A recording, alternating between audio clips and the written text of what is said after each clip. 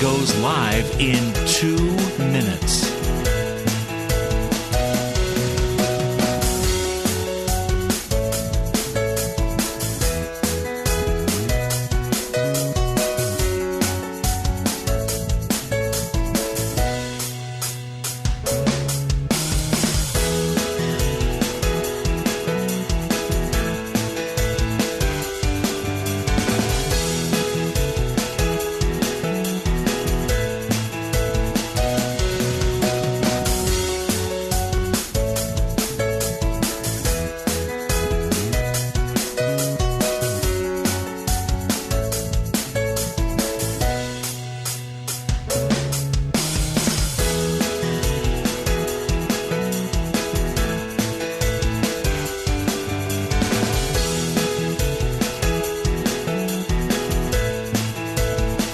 Lynn Cullen live in 1 minute.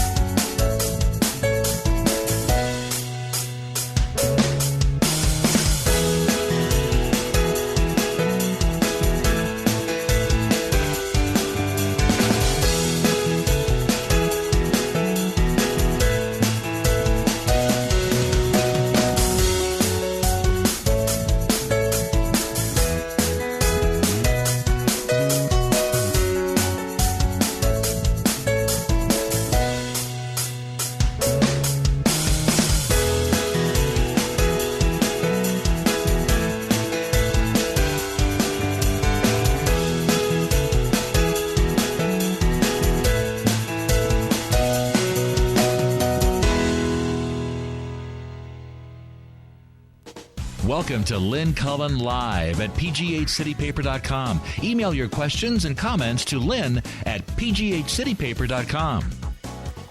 A respite of sorts today, folks, because we are not going to mention the word Trump. Well, I guess I just did. At least I don't think we will. We've got I noticed an adjective here in all of your information that would never be applied to me. We have a distinguished. How do you get to be how do you get the designation of distinguished scholar? That is actually a title given by the school, by the administration. The nabobs of they say. Yes. Well, distinguished faculty scholar is a particular position in our school. Oh, it is. Yes, it is. Many aspire, but few. I wouldn't know what they aspire to. Okay. Professor David Harris obviously has a sense of humor too. Thank God. He teaches law. Okay, at the University of Pittsburgh, and his area of scholarship is all about what's been in the news for the last few years now. It is the intersection of criminal justice and race. That's right. Some would say that intersection is very dangerous. That is a dangerous intersection, especially for people of color. And for that reason, all the more worth studying and understanding. Yeah. So you've got to be, since this has been your area of interest for so long, racial profiling, police conduct, accountability, all that, you have to be gratified, I would think, that finally Americans are noticing. Yeah, well, it's one of those things. After 25 years, you're an overnight success. Exactly right. I've been doing work in that general field for that long, along with many related topics, just generally search and seizure, police conduct, and misconduct goes beyond simply issues of race to issues of use of force and integrity and various aspects of everyday policing into how we do interrogations and how we do eyewitness identification. So I feel I've been so lucky to have this kind of work, to have something so interesting for so long, and now in the last 18 months, really since the death of Michael Brown in Ferguson, we have the whole country paying attention to this as never before, because I think what has changed among the things that have changed is that people understand that this is a connected set of problems, that when this happens in Ferguson, and then it happens in Staten Island, New York to Eric Garner, and then when it happens to Tamir Rice in Cleveland, and on and on and on, these aren't individual incidents only, and they are not tragedies for these people only. They are part of a connected set of problems. Law enforcement in this country does, by and large, a good job of keeping us safe and keeping our working and living places livable, but they're up against some very tough issues. However, they have not generally done a good job policing themselves, and they have often seen themselves not as guardians of the people and the Constitution, but as warriors. That is on us as much as it is on anybody else, because we have demanded our wars on crime and our wars on drugs and so forth, and we, the public, have supported that. Right. So it's an interesting moment. We have people questioning those things, not only in terms of the results and the tragedies that we all know about, but also whether this is the right role for police to have. It seems to me that as a society, we have made the job of a police officer impossible, pretty much impossible. It seems like, okay, if you were to make up a job description of what you would want in a police officer, you want somebody who is calm and collected, who's a psychologist, who's a mediator, who is potentially heroic, who is all of these things. I mean, I don't think they're necessarily trained to do all that. Well, it is a difficult job under the best circumstances. It's a type of job that most of us wouldn't do for twice what they make. No, that's absolutely true. And we're lucky that there are good people who are willing to do that job. And we do put a lot on them. We make things into law enforcement problems that should not be. Exactly right. I mean, they shouldn't have to be social workers. Well, actually, a fair amount of police work is social work at heart. But what we're talking about are more extreme things, like mental illness, for instance. We should treat people who are mentally ill by having residential programs, halfway houses, things like that. Instead, what we did in the 1980s is we closed all the institutions and threw people out on the street. So the criminal justice system ends up handling the mental illness problem, and police are not trained to do that. We shouldn't expect that of them. And so they run into problems with people on the street who have nowhere to go and no treatment, who are mentally ill. And the jail system ends up being the largest mental health, quote, treatment option there is. And so this is just one example of how we expect too much, not only of police, but the whole system. So we have to understand as a society what we want out of law enforcement, what they're actually capable of doing, and we have to say we want good guardians of our public order and our safety. We want them to have a variety of skills, including not just confrontation, but communication. We want them to use force only when necessary. It has to be a last resort, only when appropriate and only when proportional. Sometimes they will have to do it. All of those things make it a very demanding job under the best circumstances. Right, right. It just, okay, this is such a huge, huge topic. Back to where we began, okay, with Ferguson maybe starting to wake America up. It seems to me that what also woke America up was the cell phone. Yes. Because all of a sudden now, they could see. Cameras. Right. I constantly go into discussions about body cameras, and I've done a lot of work on this particular issue. And we do want to talk about that, right. With the presence of cell phone cameras being ubiquitous, you can go into any classroom, any meeting, any talk, and you can say how many people in this room right now are carrying fully capable video and audio recording systems that can record in real time. And you'll get most hands. Oh, sure. And that has changed the equation, not in many fundamental ways, which we can get into if you want. The law is still the same. The police training is still basically the same. But what it has done is it has changed the police have always possessed the power over the story, the narrative. Right. So if there Right. was a troubled or bad arrest or a shooting, there was either no survivor to tell the other side of the story, or the survivor of the incident was arrested and charged. And who are you going to believe?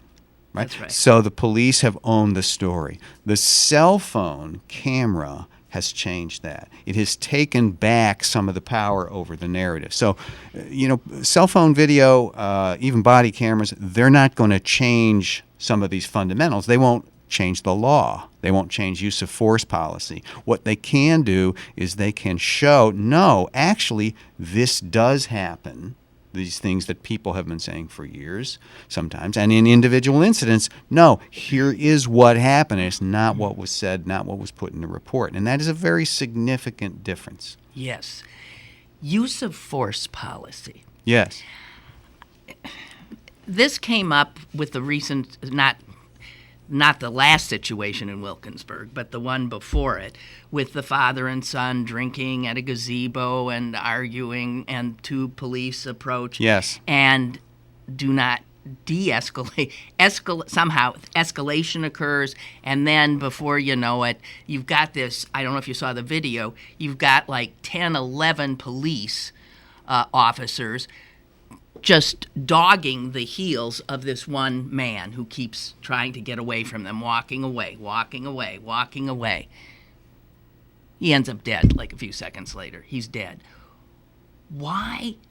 How could 11 on 1 be considered a situation for lethal use of force? Well, this is a great question, and my understanding is that the investigation is not yet complete and that the video itself is not complete. There are big pieces of what happened there that were not able to be recorded. Okay. So what we've seen doesn't show the whole encounter. And this is one of the things that you have to realize with all of the video capability that we do have, we're not always going to get the full story through it. Why do police shoot to kill? Why can't we have a lesser Yes. shoot to stop? Yeah, well, actually, that is the real standard. It is not shoot to kill. Really? It is shoot to stop the threat. Really? Yes, that is the training standard. Now, in point of fact, if the police officer is facing a deadly threat, and let's assume it's real, it's a person with a gun pointed at the police, the way to stop the threat most certainly is with a shot to center mass, right? I think we have been poorly educated by TV and movies and so forth that you can shoot the gun out of somebody's hand, or you can shoot a limb, or you can shoot a warning shot, and that takes the danger away, and it doesn't. So they are, when they actually face a deadly threat, particularly from somebody with a gun, the only way to stop it, if it is going to be used against them, is to shoot to stop the person. And that is a shot to center mass. And, people are not all great shots. So that is what they are trained to do. To say, well, you should have, shot the knife out of the guy's hand. It doesn't work like that generally.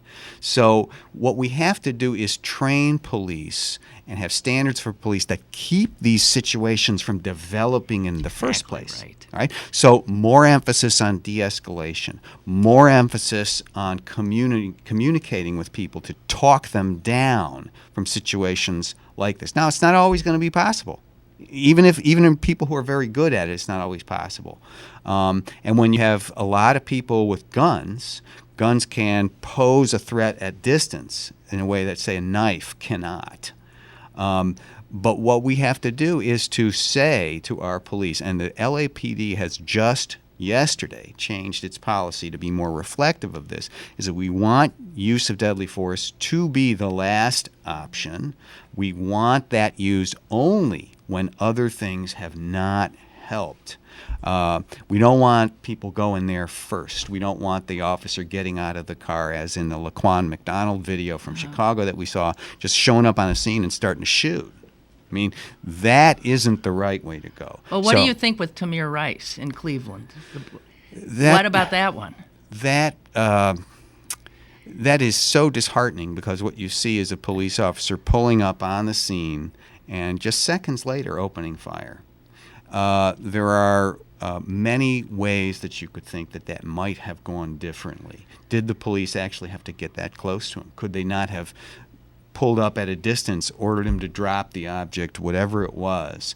Police don't like to be second-guessed, and I get that they're working in a very high-pressure, often deadly threat environment that moves very fast, but pretty clearly with some of these situations over the last few years, I mean, some things have just been awful and terrible and outright murder, like Walter Scott. Just flat out, we've watched them murder people. Right, but not more of them have simply been very bad decisions that escalated then far too quickly, and things got out of control, and somebody ended up dead.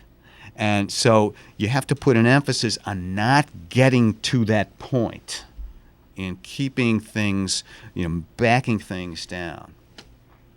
Tell me what you think about our new police chief, Cameron McClay. I won't be coy about this. I'm a big booster of Chief McClay. I was part of the mayor's commission that went around to all 6 police zones, talked with and listened to people in democratic dialogue about what they wanted to see in a police chief, how they viewed the city's issues with public safety. And then I was as part of the work that our group did, we went through all of the applications, and we helped to produce the short list from which the mayor picked Chief McClay. I think Chief McClay is an outstanding chief of police. He is exactly what we need now. We are lucky that we got somebody like this. And when I say that, what I mean is he's a fantastic communicator. He understands that he has to heal wounds both outside the police department, particularly with communities of color, and inside the police department. Those police officers inside our police department do not feel they have been treated well or fairly or with equity for a long time. And if you want equity outside, you have to have equity inside. I mean, that's just the way it is. The chief is making the moves he needs on an organizational basis, on a basis of discipline and internal policy and so forth, to make it a better department. If he is given the time and the backing he needs, he can make a major difference here. He really can. And he's already doing it. Give me a timeline. So, you mean, if he's given the time and the support he needs, are we going to, can you see what would be the end result of making a major difference here? Well, what you want to see at the end of a Cameron McClay administration in the police department would be, vastly improved relationships between the African American community and the police department. And I don't just mean between Chief McClay and the head of the NAACP or something. I mean that people would feel comfortable with police on the street, would talk to them, would not see them as the enemy, and vice versa. That there would be a feeling in the police department that the people, even in the roughest neighborhoods, they're on the same side. Everybody's facing difficult circumstances. Wow, that seems like such a big... It is big, but you know what? It's the whole thing.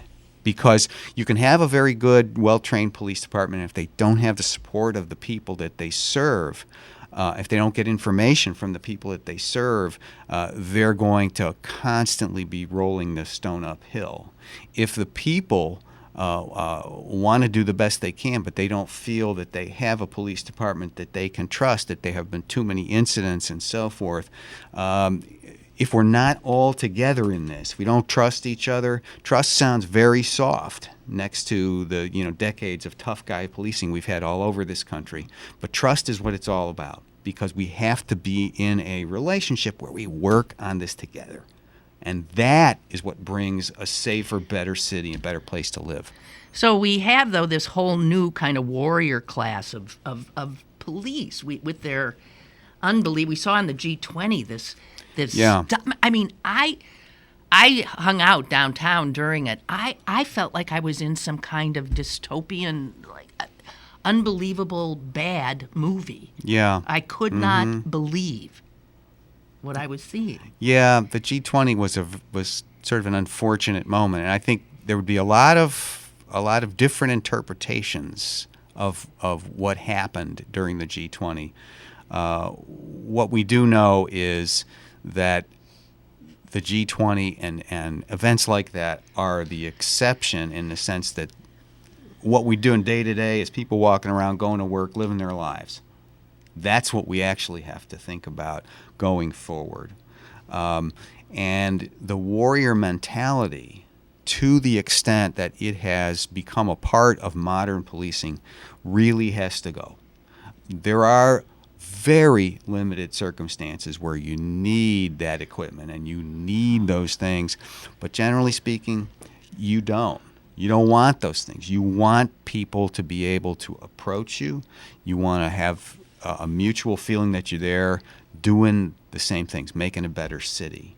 And when you have wars going on, the war on crime, war on drugs, wars include collateral damage. Oh, yeah. And it makes people expendable. These SWAT teams. Yes. Good God. Yeah.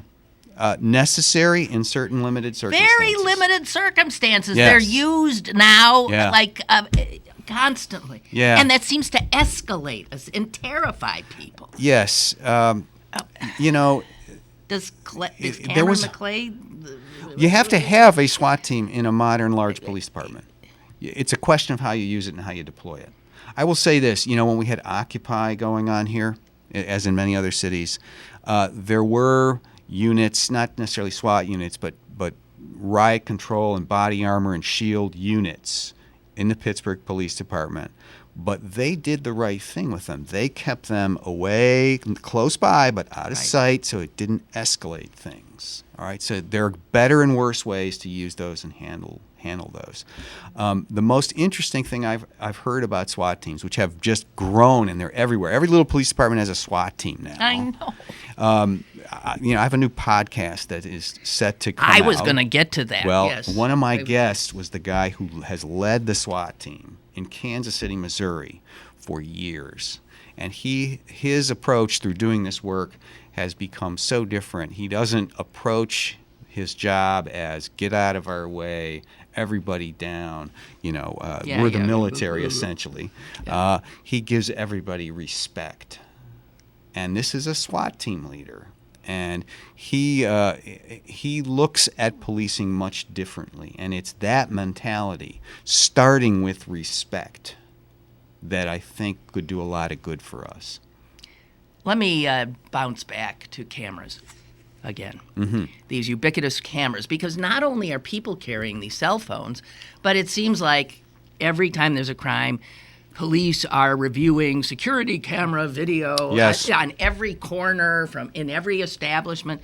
So I can see how that is very helpful to law enforcement. Helpful, yes. Helpful. Are there concerns about privacy issues? Oh, certainly there are. Certainly there are. And I know we're going to talk about the podcast. My first guest was a guy who talked about body cams and privacy issues. Vic Volchek of the ACLU. You have cameras everywhere. You have recordings of a lot of things. Right. And there's no protected privacy interest in public places. But we also know that if every place that we could go is effectively monitored, that may change the nature of our society and our interactions with each other. Exactly right. So the further we go with that, the more we have to be conscious of the fact that we are giving something up. Now, these are very useful tools for police, usually in the aftermath of some incident or crime. They don't, as some people were fond of saying, they don't actually deter crime. People are just not aware of them. Even in cities where they put them up with flashing lights and so forth, people don't seem to pay much attention to them. Okay. But they are useful for tracking things down after the fact. The question is, what do we give up when all of our public spaces are essentially under surveillance? We do have the right to photograph what the police are doing, video what the police are doing. We do, as long as we don't interfere. If a cop says, put that down, we don't have to? We cannot get in the scrum with them, essentially, and be taking pictures as 6 inches away as but they're if bringing we're- somebody if down. we're not- Let's say you're across the street and you just calmly standing there. I wouldn't tell you police officers going to like it, but I would tell you it's your right to do that. And our district attorney, Steve Zappala, here in Allegheny County, has actually recognized that, sent out information to all police departments in the county saying, don't bring me these cases of people arrested for basically taping you. Because they're in the right. They're in the right. It's not a criminal offense. Okay, so now, putting the cameras on the cops, don't we have a problem with that in Pennsylvania because of our laws? We do. But can you explain that to people? Yes. Because it's really troublesome for implementing Yes. the cops in the city having cameras. Yeah, the big problem in Pennsylvania is the decades-old wiretapping law. Yeah. Now, when we think of wiretapping, we think of placing bugs or tapping into telephone wires in order to record audio. Right. And that's the era from which this law was passed a long time ago. What it says is you cannot record anything in somebody's home without a warrant or their permission. Right. And so and if you do that, it's actually a low-level felony. It's not just, don't do this. You could be charged with a crime. So anytime a police officer is outside, on the road, in a public space, arresting somebody, no problem. None whatsoever. And it's one of the reasons that the Pittsburgh police, in its trial run of these cameras, put them on bicycle and motorcycle police. They don't go into houses. But let's assume we have a situation where police officers are called to a house, or there's an emergency in a house, or they chase somebody into a house or an apartment. Now you have an issue because they're inside a home. There's no actual law against video being recorded. It's audio. All right. So right now, as Pennsylvania law stands, there is the potential. It's a small one in my estimation, but there is a risk that a police officer running in with a camera on would be recording audio inside a home against the law. And so there are a lot of people, I am among them, who are trying to persuade the Pennsylvania legislature to change that, so that this new technology, which has real potential, as I was explaining before, it's not a silver bullet, but it has real potential, can be used in ways that are that take full advantage of that potential. I mean, we've got rules in place now, it's being used in Pennsylvania, where police are simply instructed, well, if you're going toward a house, you turn it off. It's the only way that they can be sure. But that's going to leave a lot of what these cameras can do basically out. Exactly right. They're not going to be able to do that. That's the problem with the law. Okay, you've mentioned your podcast a few times. Sure. People might be interested in this. It debuts in about 10 days. March 29th, Tuesday. It's called Criminal Injustice. It'll cover many of these same issues we've been talking about: police use of force, body cameras, implicit racial bias in law enforcement. We've got 8 episodes. Each one will drop on a Tuesday, beginning on March 29th. You go on iTunes or the WESA website or to criminalinjusticepodcast.com. On March 29th, you can subscribe for free. There's no charge. You don't have to look at any ads. It's just 30, 40 minutes of good conversation about these issues. Okay, so WESA 90.5 FM. Yes.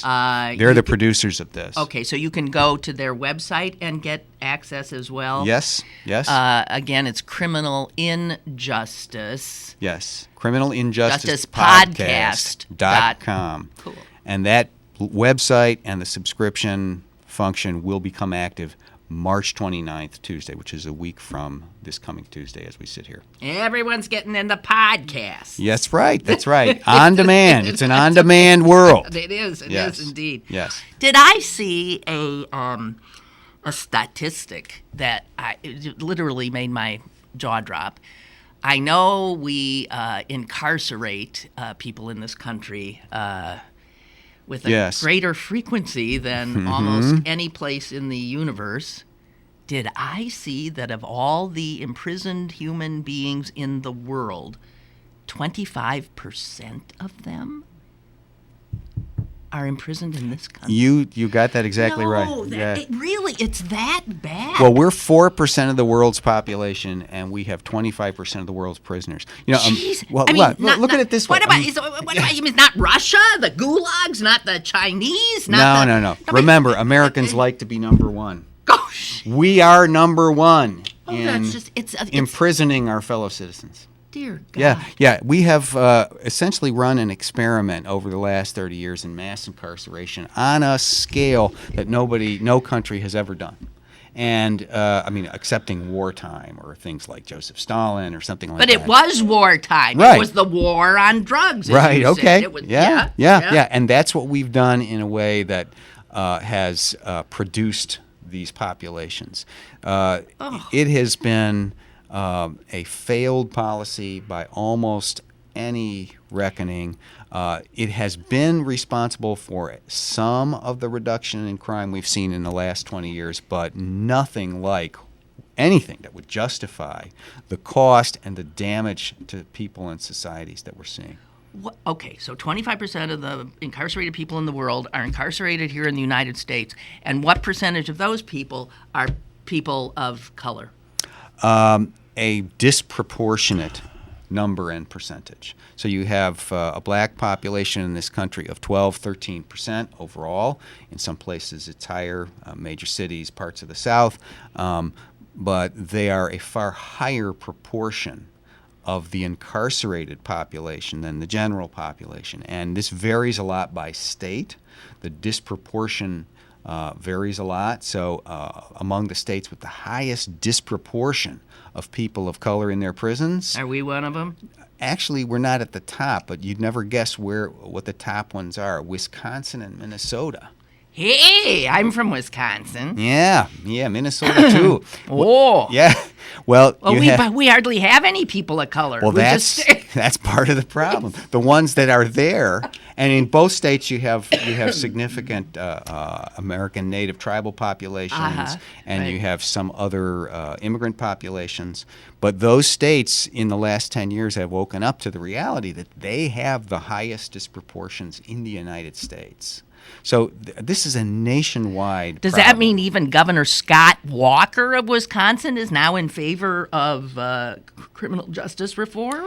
Well, that's a really good question. I don't know about him particularly, but we have talk about criminal justice and particularly sentencing reform across the partisan divide, which is something you can't say about very much. Much of anything, right. For the first time in a generation. And we're getting it, on the one side of it, we've got the ACLU and George Soros, and we've got the Koch brothers and Grover Norquist and people. I mean, everybody is making common cause. And the most interesting and first experiments with actually cutting prison populations have occurred in the red states. Places like Texas. Because they don't want to spend the money anymore? I think that was the initial It's money. motive. It's not humane. It's costing too much. I'll take what I can get in this failed experiment. But what they're finding is it's costing less. Yeah. They can supervise people who need criminal justice supervision for a lot less money using in-community supervision, using things like house arrest, or ankle bracelets, whatever it takes. And they're getting better results. Crime is not going up, and even people in some of these situations the recidivism rate is less than when you send people to prison. Wow. Because what we know is that what makes for good, effective punishment is not longer or harsher. It's swift and sure. All right? So you arrest people, you try them in a reasonably short time, and you send them away. And then you don't warehouse them forever. When you elect judges, the judges who win are the ones who say, "I'll throw him in jail. Throw away the key." Yeah, that's a different problem. Yeah, that's a whole. We got a problem here. We do, yes. Elected judges. We the people, who are forever falling for this. That's right. I'll we're complicit. Stick them all in jail. Yeah, we're complicit. Everybody wants safety. Nobody wants to think very hard about the right way to get it. When I drive by, and I've said this on the show before, when I'm on the Boulevard of the Alleys and I drive by our Riverside jail, my blood always just sort of runs cold. I think of the human beings in there, and I wonder how many of you belong there. Yeah, it's a good question. Because you gotta know there's a ton of people in there that are there. Why? Because they're poor. They can't afford bail. That's an unfortunate number of them. Our judges in this county, I know, have made efforts over the past few years to lessen that problem. But there are still people in there because they can't afford. So they've not been convicted of a damn thing. No, most of the people over there are awaiting trial or serving very short sentences. Anybody with a long sentence in Pennsylvania goes to prison. Right. That's a jail. It's a county jail. So people over there are either waiting, they're waiting a sentence, they're waiting a trial, or they're serving a short local sentence. So people over there do not pose the highest degree of danger usually. And some of them, a bail is set and they simply cannot make it. And that has impacts on the likelihood that they will be convicted. Of course, if they had a job, they've lost the job. If they had a place to live, they may have lost that. Waiting in jail for a trial has real-life consequences. Now, there are people who need to be in jail, Without a doubt. need to be in prison. Without they a doubt. don't belong among us. And some people have committed acts that they are charged with, haven't been tried for yet, but they're charged with.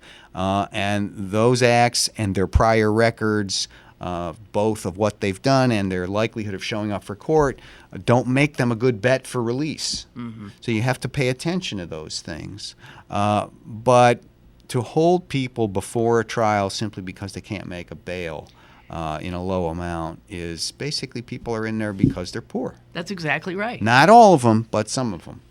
Yeah. And what about people who end up there because they can't pay a fine, right? Doesn't that happen? It does happen. It doesn't happen here as much as it has in other areas of the country. This has become a nationwide scandal over the last few years. A number of people using the justice system. I mean, yes. These are communities using the justice system to make money off yes. off the backs of people who don't have it. Yes, yes. Okay, excuse me. Now, if you are fined or you're assessed court costs, yeah, or you're assessed restitution, you have to pay those things. Now, if you can't pay, you can't be put in jail because you can't pay. A court must inquire, are you able to pay? Do you have a job? Do you have any savings? All right? And we are seeing two things running in parallel. Number one is what you said before.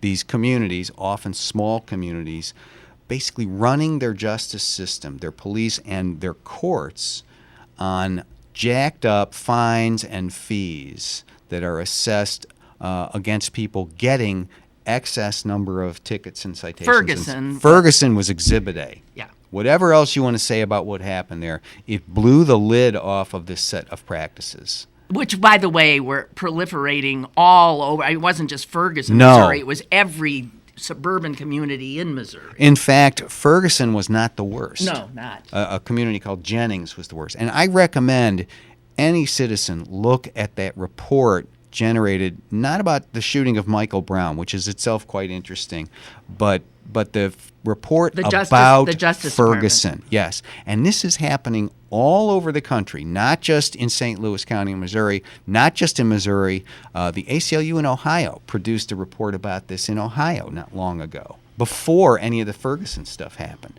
So this is a national problem as budgets have been cut for courts. We don't want to fund the justice system. We don't want our taxes to go up. So what do? We put this in the form of fines and fees, and we heap them on top of the people who are least able to pay. And then a lot of those people end up sitting in jail. And that brings to the second problem, which is judges putting people in without asking them, inquiring at least, can you pay? Because the Constitution is clear on this. You cannot put somebody in jail for failure to pay. And yet, I hear the term debtors' prisons. Debtors' prisons. More and more. Right. It's happening because of this push to get funds out of people to run the system. It is a tragedy. it is a shameful mark on the justice system in this country. 2 days ago, the Department of Justice sent out a nationwide sort of guidance. They can't order local court systems to do anything. They don't have that power in the federal system. It was what? They just send a letter out? Well, we would like you to do this. Be aware that you can't do this. And there's a veiled threat that if you keep it up, we, the Justice Department, can come in and investigate you like we did in Ferguson. I can't obviously investigate every little place in the country, but it's against the Constitution. You can't put people in jail who don't have the ability to pay. Pennsylvania, let's come closer to home. Yes. Pennsylvania, in terms of incarceration, you said we weren't at the top, but it seems to me we do incarcerate an awful lot of people. We do. Especially people of color. We do. One of the areas in which we've been one of those number one things is incarcerating juveniles without parole. And our state has a long record of doing that. We were number one in that. Then the Supreme Court came out and said, not so much you can't do that, but you can't make it mandatory for the jury to sentence that way. And our law had these mandatory sentences of life without parole that were even if you were 15. Applied to juveniles. So that's invalid. So now the question is, what about people who were sentenced before? And the Supreme Court has now come out and said, it's retroactive. So now something has to be done about those cases. So are you aware of how many? Hundreds of in Pennsylvania. People. Yeah. My colleague Jeff Shook at the School of Social Work at Pitt is the guy on this, and he'd have the exact numbers. But I know there were hundreds of such cases, some of whom have been in jail for a very long time. And we either have to put these people up for parole or we got to resentence them. You can't just go on and say, well, no, we're not going to actually address this. So those cases are going to start to come through our court system. Does our court system work at all? I see that we lost another Supreme Court justice. For shame, yes. Good God in heaven. Yeah. I mean, it's embarrassing. It is. It's just embarrassing. That's the highest court in the Commonwealth. Yeah, and we've lost 2 justices to this Porngate thing. And we lost, and then, of course, what's her name? Yes. Ori Melvin, whatever right, her to name is. a criminal conviction on campaign laws. Beyond belief. Yeah, it is really sad. I think that we elected 3 new justices this past cycle, and I think they're good ones, and I'm hoping that the reputation of our court will be restored. It'll take a while. Oh, yes. Reputations can be lost in a second and take a lifetime to build. So I now look at cops differently. I have to tell you this. I grew up, in a pretty normal Midwestern kind of situation where I always, I totally bought the cop is my friend, ask the police if you're in trouble. And I've carried that with me all my life. Yes. I don't anymore. Well, see, that's a big problem for the police. Isn't it? That really it, is. though? Yeah, it really is. And I think a lot of people in this country grew up that way, but then a significant chunk of people did not. And they were not taken as credible. This tended to be communities of color. We know they are credible right. now. We know that those things do happen. And we have data, we have video, we have a lot of things. Now, that doesn't necessarily represent most police departments or most police officers. What do you have any sense of, because you work with the cops a lot, I do, right? Yes, I do. You advise police departments? Yes, I do. You probably like a lot of cops? Sure, yes. Well, do you have a sense of how many bad apples we're talking about here? Because they're doing a whole bunch of damage now. Yeah. Well, I tend to think it's like most organizations in which, you can have 5% of your people creating 80-90% of your problems. The issue is, though, I go along with my friend Sam Walker, who's another guy that I got to interview on the podcast. He's an eminent professor of criminology, one of the leading guys in the country, and his take on it is something like this. It's not a few bad apples. It's a bad barrel. So what he's saying is that, yeah, you have a few bad ones, but it's the organization that allows that to persist and fester. And those few people who are your problems, if they are not rooted out, if they are not properly disciplined or retrained, fired, whatever it takes, those people change the organization and they make it safe to cut corners in lots of ways, and everybody can see who's really in charge and what the real rules are. And that's where a department starts to slide down. Well, I'm a good union maid, but it seems the police union is a big problem in reform. Well, in many areas of the country, they have been. And we have a very strong union, FOP, Lodge number 1 here in Pittsburgh. And they just booted their incumbent president and put in his place somebody who sounds a lot more assertive, aggressive, speaking up for his embattled Well, fellows. I knew the incumbent, and I know the incoming fellow, Bob Schwartzfeld. I hope I'm saying his name right. I've met him. I've watched him do some training here in Pittsburgh. He is a very strong and impressive guy. I think he's real smart, and I think he will do some good things for the union. I think he's a reasonable guy, which, coming from me, if anybody in the union hears, is probably the kiss of death for poor Bob. But now he's a good man. As I read the article, I thought, so he's just going to be going head to head with McClay all the time. You don't necessarily see that, though. Huh? I think that they have the same basic interest in mind. I think actually that's in certain ways always been true. But you haven't had leadership that has looked for the commonalities. I don't have any problem, common interests. I don't have any problem with people through unions, whether they're police or firefighters or whoever they are, teachers, protecting their workplace rights and so forth. Where we've had problems, and this is not just Pittsburgh, but a lot of places, is when unions continually stand up for police officers who everybody knows are trouble and have been trouble for years and have been fired sometimes for criminal activity, and then the union is getting them their job back. Right. So what can citizens draw from that? At the very least, it's a very disturbing perception. So unions are not always the problem, but they have often come forward and done things that don't put them in a good light. I'm thinking any time you police yourself, and I can't think of a profession that does police itself well. No. Do the doctors? No. Do the lawyers? No. No. Do the cops? No. Why No. should they do the teachers? No. No. They don't. None of them. Right. It's very hard to make the argument that only you know how to police yourself. And yet that's how we've heard it from police for a long time. This was the genesis for, in Pittsburgh, our Citizens Police Review Board, which has now existed for coming close to 20 years. Does it have any muscle? It does. It does. It has a very strong executive director who does not back down and who is very public. It has the tools it needs.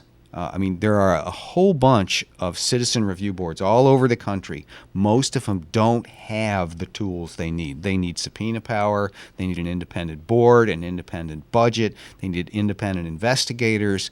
They need the things that will make them a real credible investigative body. And we have all that. We have that. Nevertheless, you've seen our police department, the FOP, and the city government up until recently fighting the CPRB for years. Yeah, why? Well, there's a feeling, number one, outside oversight. We don't need that. We already have the Office of Municipal Investigations. We don't need outside oversight. Well, as you were saying a minute ago, who can police themselves? Nobody. All right. Number two, they think that the board has too much power, I think. And certainly in the last mayoral administration, Luke Ravenstall, he would do things like withhold appointments, try to deprive them of a quorum. Their legal representation was messed with, all kinds of stuff. And Peduto's administration still Different. Different. They have a different attitude towards the CPRB. I can tell you that. Now, what you need is the outside credibility, because since everybody knows that you can't be your own best judge and overseer, the public won't accept the inside view of people that they think might be protecting their own. It's as simple as that. Right. So if police departments want to have public credibility, they need to learn to accept outside oversight. And that is reality. I have not had success getting that message across to them. They don't want to hear it. They don't feel anybody understands their job, and I get that. Well, that's it. No, and yeah, I'm sure in many respects we don't have a full appreciation for it. But we not. can build that, and we can form oversight structures where we have experience with law enforcement. For instance, the CPRB, one of the members of CPRB is a former Pittsburgh police officer. Oh, really? 20 years, retired. Cool. Right? So we can have bodies that are like that. We have to accept the idea that outside oversight is both important and necessary. I have to tell the audience that if you find these subjects compelling, they will be very much a part of a panel discussion that David Harris will be moderating at the August Wilson Center on this Sunday at 7 p.m., and that is under the auspices of the ACLU. That's right. And the panel will include the Chief of Police, Cameron McClay, and also a number of activists, somebody from Black Lives Matter, Julie Johnson, Reggie Shuford, who is the executive director of the state ACLU, Richard Garland, who is he's done a lot of. But big activist. He is now on staff at the Pitt School of Public Health. Very interesting, well-spoken, and deeply thoughtful guy. I think people will enjoy this panel. Oh, yeah. We're going to have a very good discussion, and we're going to take questions from the audience. It's going to be interesting, and I think it'll actually be some fun. Fun? It's allowed.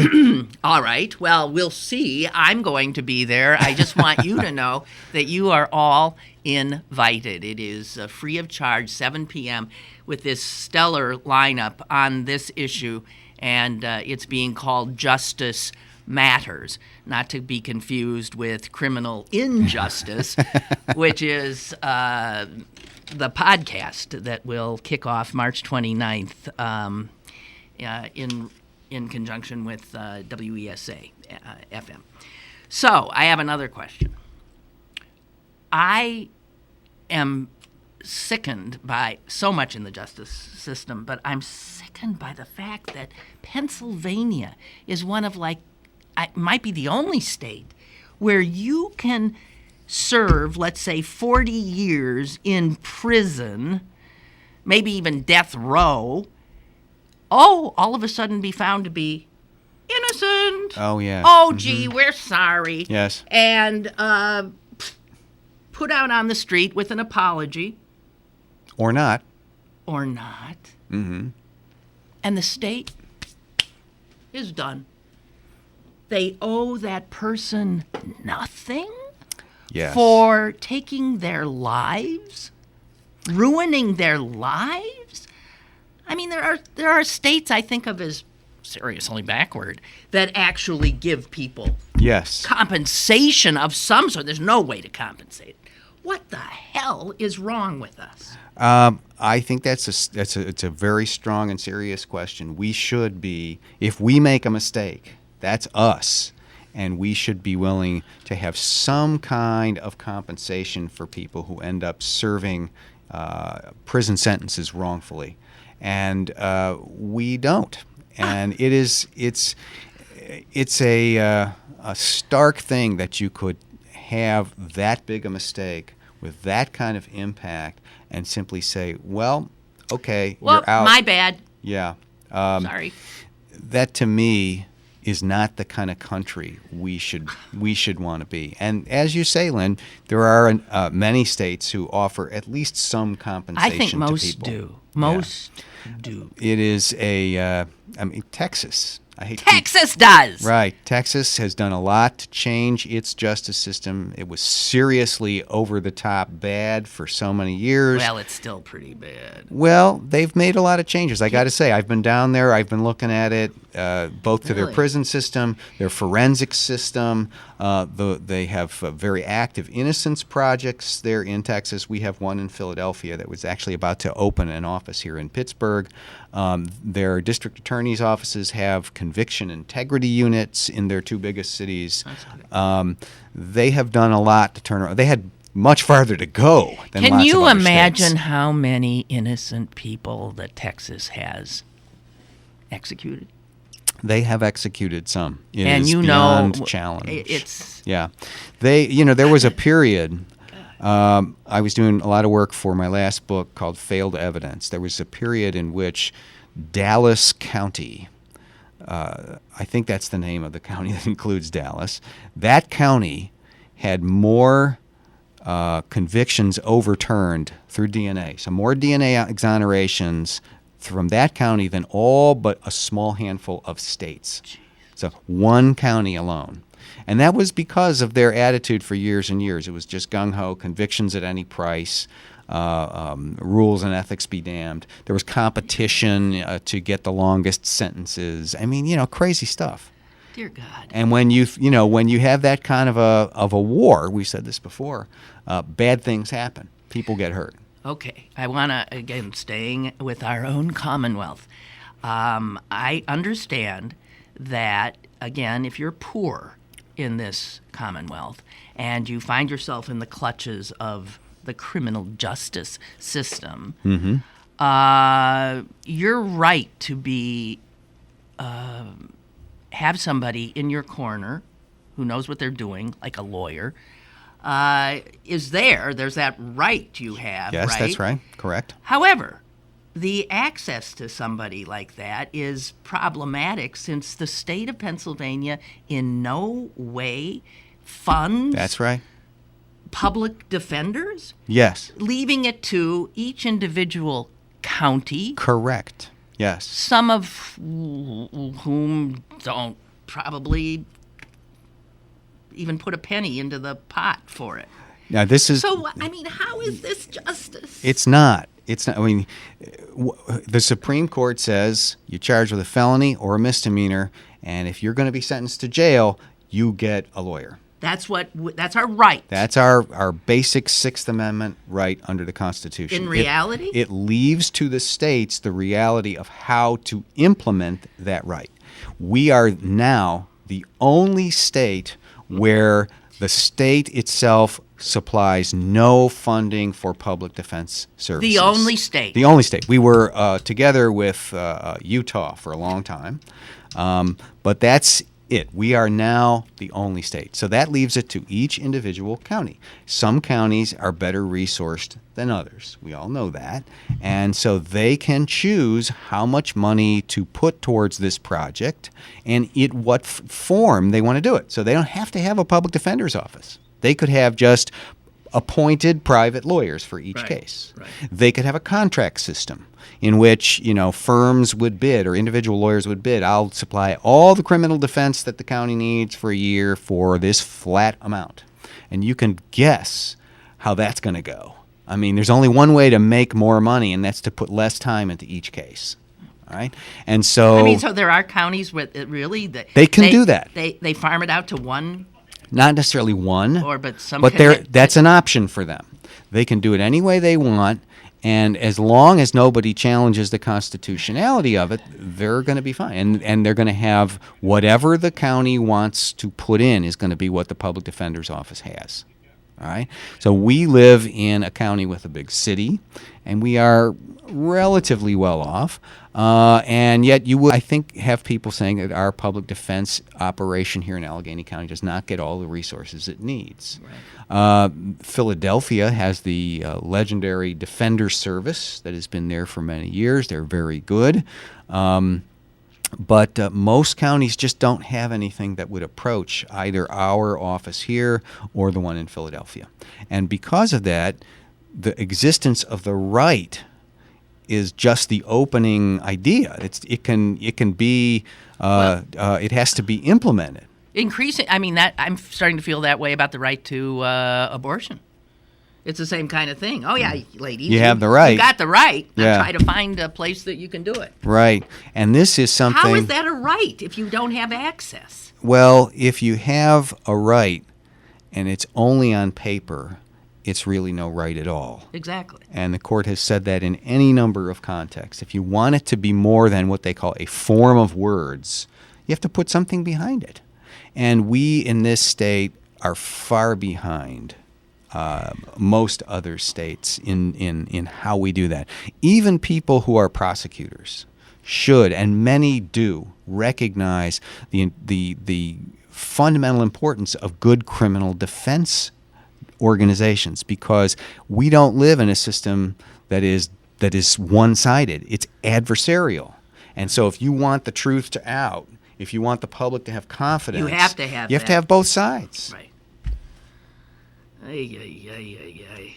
Yes. Man, what a pot you're stirring all the time. Well, it's my pleasure. Wow. David Harris has been my guest. He is the distinguished faculty scholar at the university. Some people just say he teaches law. Yeah, that's fine too. I'm good with that, just fine. But he is obviously considered a major expert in this area, which is why you see him quoted in the New York Times or interviewed on all kinds of shows like Diane Rehm. You've been on Diane's show. That was some fun, I got to tell you. Yeah, I bet. Wow. And he's got his own show now, a podcast. Check it out at criminalinjusticepodcast.com. Correct. March 29th. March 29th. And also dealing with exactly these kinds of issues. And, busy guy, he will be moderating this wonderful panel at the August Wilson Center on Sunday, which is also ACLU. I'll be there. And so will a whole bunch of good people who care about justice matters.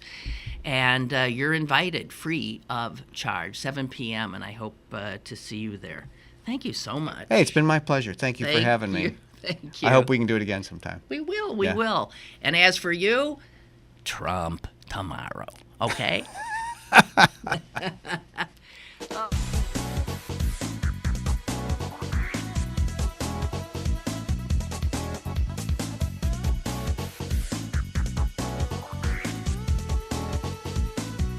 Lynn Cullen Live, Monday through Friday from 10 a.m. to 11 a.m. and archived at pghcitypaper.com. The opinions expressed on Lynn Cullen Live are those of the host and do not necessarily reflect the viewpoints of Pittsburgh City Paper, Steel City Media, and its advertisers.